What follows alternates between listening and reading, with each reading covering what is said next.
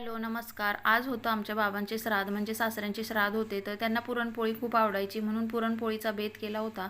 सकाळी लवकर उठले, डाळ शिजवून घेतली, मस्त पीठ मळून घेतलं, मैदा आणि गव्हाचं पीठ मिक्स करून मळून घेतलं, पुरण तयार केलं, कटाची आमटी पण तयार केली. मस्त अशी भरपूर अशी कटाची आमटी तयार केली होती कारण ती सर्वांच्या आवडीची असते.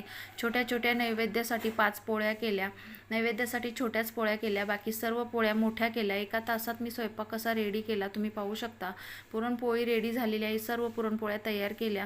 त्याच्यासोबत कोणाला गोड खायचं असतं म्हणून मी दूध गरम केलं, दुधाबरोबर खातात म्हणून दूध गरम केलं, त्याच्यात साखर टाकली.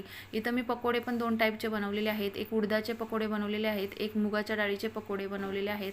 त्याच्यासोबत भात नैवेद्यासाठी बनवलेला आहे आणि इथे कुरवड्या पापड तयार केले आणि बाबांना आमच्या नैवेद्य दाखवला. कालचा संपूर्ण दिवस या सगळ्या गोष्टींमध्येच गेला. तर तुम्हाला व्हिडिओ आवडला असेल तर लाईक, शेअर, सबस्क्राईब करा. धन्यवाद.